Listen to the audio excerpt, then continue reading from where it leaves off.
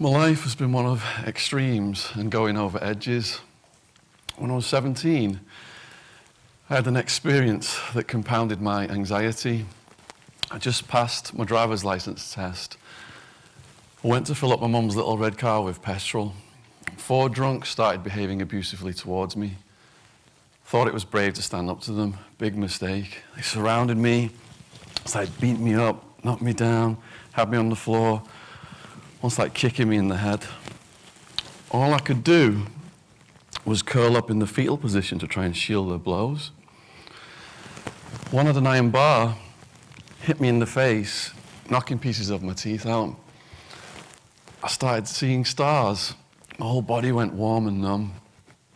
And I still couldn't move, I'm just lying there like this. In the end, I couldn't feel the pain anymore, so I thought they'd stopped hitting me.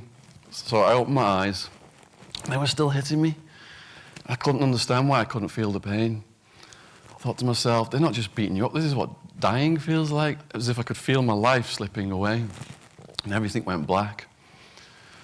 So I woke up in a pool of blood, bits of my teeth missing, they smashed my car windows. A police car sped past with its sirens on, which I thought was in pursuit of my attackers. I was embarrassed, I just wanted to get out of there. I managed to drive home with blurred vision.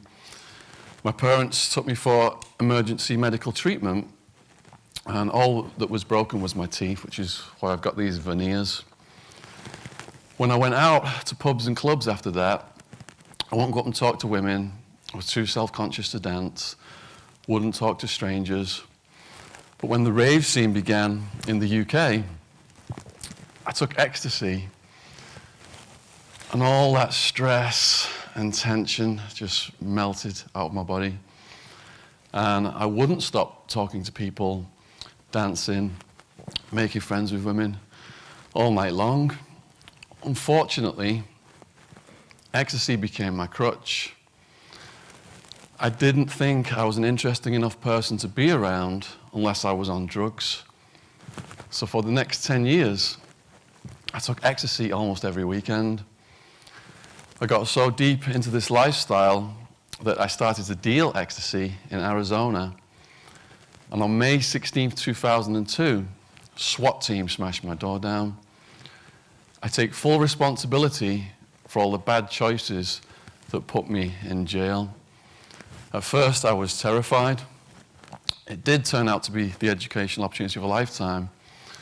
But going in, it was all completely gang-controlled, racial gangs. So because I'm white, as soon as I go in, a group of skinheads come up to me, like, get in that cell over there, we want a word with you. You can't say no to these guys, obviously. So I go in the cell, they follow me in, close the door so I can't get out. And the biggest one's got me up against the wall. It's like, what are your charges? What are your charges? And I don't understand my charges. I've got it on a little printout, but I don't understand what they mean. So I'm like, I'm not sure what my charges mean. It's like, are you a chomo? Are you a chomo? They've got me up at the wall now, about to smash me. Chomo is child molester. I didn't understand what that meant either. In the end, I pulled out my little charge sheet, showed it to them, and because it was drug charges, they left me alone. Some charges are KOS by the gang, which means kill on sight, such as paedophile stuff. Other charges are SOS, smash on sight, beat up, such as drive-by shootings, because women and kids sometimes get hit. Anyone coming in with a sex offense or a crime against a woman or a child, right away, the gang is going to try and murder them, or at the very least, they're going to smash them. That's called convict justice. Once you get through this interrogation, you have to go and meet the head of the gang. Explains all the rules you must follow, or else the whole gang will smash you. If someone calls you a punk, a bitch, or hits you, you got to fight them on the spot, or else the whole gang will smash you. You must take showers, or they'll smash you for bad hygiene. Can't go making friends with the guards, they'll smash you for snitching. Can't go sitting at the tables with the other races, they'll smash you for that. Everything you take for granted about your safety is reverse in here. They're constantly looking for people to beat up, because that's how they earn their reputations and their tattoos. It's called putting work in to earn your political ink. And the more serious the act of violence, higher up in the gang are the tats that they earn. Under every head of the gang are guys called torpedoes. They'll go in and smash someone, no questions asked, just so they can earn their tats, which look like this. It was half Hispanic where I was at. Anyone know what the teardrop tattoo means? I heard someone whisper it. Each solid teardrop is one person he's murdered for his gang. Anyone know what the clear teardrop is? Outline. Sorrow for the loss of a fellow gang member. Then when you murdered a rival who's murdered your fellow gang member, you could fill the teardrop in so it's solid like his. Preferred method to kill you is with a shank. They strip metal from all over the place. You hear them at night sharpening into knives. All those in the background are homemade knives confiscated by the guards. So I didn't know it at the time, but I was desperately in need of a relaxation technique. My sister sent me this book, Yoga Made Easy,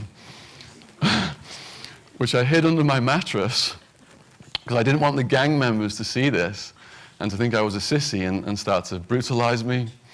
But my sister kept on at me, have you tried yoga yet? Have you tried yoga yet? So to get off my back, I'm just going to have to try it. I waited until my cellmates were downstairs. I was so embarrassed. I did a basic sequence of postures, forward bend, side bend, cat, dog, spinal twist. And at the end, I lay down in corpse pose. I could feel all that stress and tension just melting out my shoulders. I said to myself, you should take ecstasy to feel like this. You can actually do this naturally. So I started to throw myself into yoga. Now, neuroscience is showing that to perform best in life, you need to have a relaxation technique. I know yoga's not for everybody. It might be taking a bubble bath, it might be sports, it might be playing a musical instrument.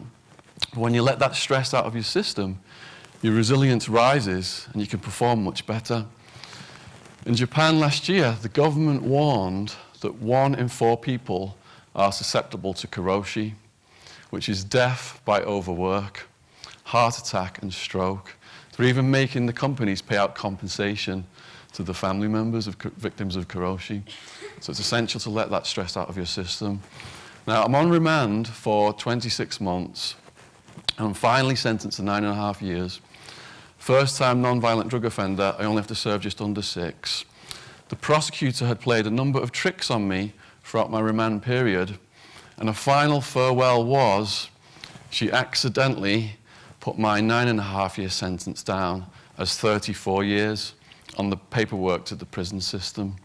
So I was fast-tracked to super maximum security out in the Arizona Florence desert with the most violent, dangerous prisoners, including death row. My neighbor is a serial killer. My cellmate is a Satanist. He's got an inverted pentagram tattooed on his forehead. In for murder, part of a cult that's drinking blood and doing human sacrifice. And he was actually very nice to me. In Supermax, you very rarely get out of your cell. Every 3 days, you're allowed out for a shower. The guards come to your door in the shank-proof body armor, the Darth Vader masks, and you've got to put your hands through a trap in the door so they can handcuff you. Then you have to go and face the wall. The door buzzes open. Zzz. You step out slowly, turn around, and basically you've got to walk along this run until you get to the shower. There's all these cells on your right-hand side. And they say to you, if you turn and look at a prisoner, signal to a prisoner, do anything like that, we're just going to grab your skull and smash your teeth into the concrete. So you walk in this very straight line along the run. When you finally get to the shower, the door buzzes open, zzz, you go in, closes, zzz, you put your hands back through, they unhandcuff you, but they leave you in there for a long time, and the water only runs for 10 minutes for security purposes. And you can imagine what it's like in this men's shower, bodily fluids on the walls, strange insects, mold.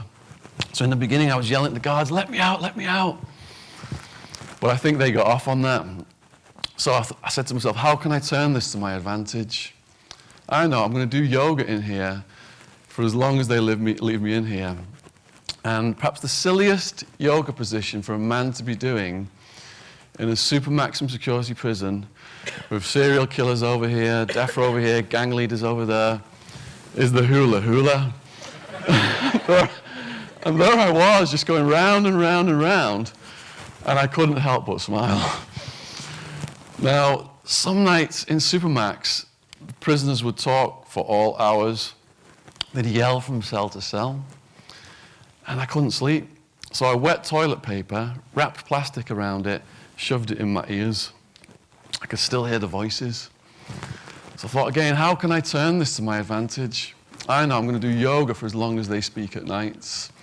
Fortunately, my dad sent me a book on extreme yoga. And that's how I learned some of these positions. So 2 o'clock in the morning, redneck guard comes along, shines his light into my cell. I'm hung upside down like a bat. He's like, God damn, Attwood, what are you doing in there? Yoga. My guardian angel in this environment was a psychotherapist called Dr. O. He was into neuroscience, Eastern philosophy, and we really clicked. He helped me go deep inside myself and understand that I'd been doing those drugs for over 10 years because I was self-medicating for post-traumatic stress from almost getting killed as a teenager by the drunks. He also gave me advice on dealing with fear and anxiety. He said, Shaun, most of the things you fear never actually happen. 90% of these thoughts are just a complete and utter waste of mental energy. But even worse, the brain has an internal pharmacy. So when you're worried, it's releasing the bad drugs, such as the cortisol, which damage your immune system and can actually reduce your lifespan. But when you're happy, your brain is releasing the good stuff, the endorphins, which can increase your lifespan. And it's shown that happy people live up to 10 years longer than negative people. He said it's even worse than that, though. If you hang out with people who are negative, your brain starts to mirror theirs and fire off the unhealthy chemicals. So in prison, I started hanging out with the prison intelligentsia. This was a minority of people in an environment where 90% were shooting up heroin and crystal meth. This was a minority of people who had a lot of time on their hands to do correspondence courses, get multiple degrees, and share personal development books. Dr. O said, if you look back on your life, at all these times you were stressed out, there are some major events, but most of them are minor events. I see people stuck in traffic, 5 minutes late for a fitness class or for work, almost giving themselves heart attacks.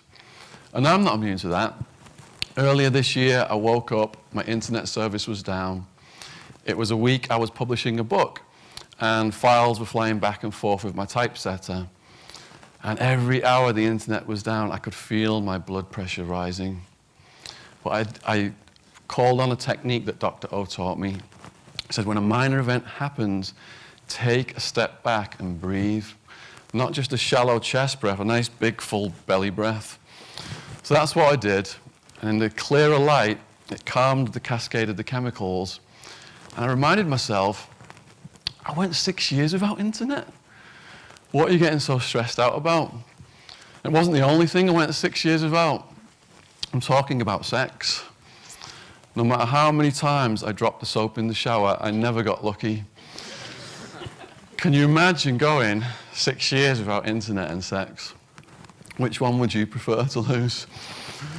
So another thing, to keep my anxiety down, I had to learn how to deal with tricky people. People who are critical is one category. So say, for example, someone comes up to you and say, your public speaking was lousy this evening. Well, my meditation teacher, he taught me, doesn't matter what people say to you, you can tell your brain to remain undisturbed, to not let it in. And the way to deflect it is to just say something back like, thanks for pointing that out. You know, you've gained weight, thanks for pointing that out. You're going bald, thanks for pointing that out.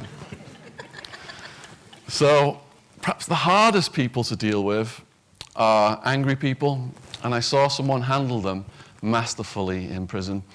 He was the head of the Italian mafia in our building.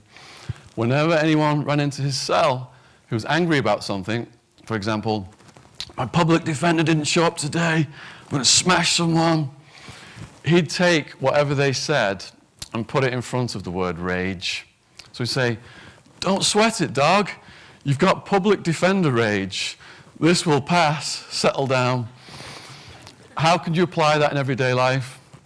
You've got Donald Trump rage. Do you think he knows you're angry about him right now? Is he worth getting angry about? Or you've got Brexit rage, and so on. So I managed to serve just under 6 years. And coming out of that environment, the world seems like a safer place for me. And Dr. O said, you know, it's going to give you resilience that's going to last you for the rest of your life. He also said that your anxiety is never going to completely go away. Some anxiety is actually good for you. It sharpens your senses. And my job now is I go in schools and I teach them life lessons and not to do all the silly stuff that I did. And the first time I went to do a school talk, I was so nervous I couldn't even eat my breakfast. But Dr. O said, if you're afraid of something, don't hide from it. You've got to challenge yourself from time to time as well. And my challenge today has been to do this TED Talk, and I hope you've enjoyed it. Thank you.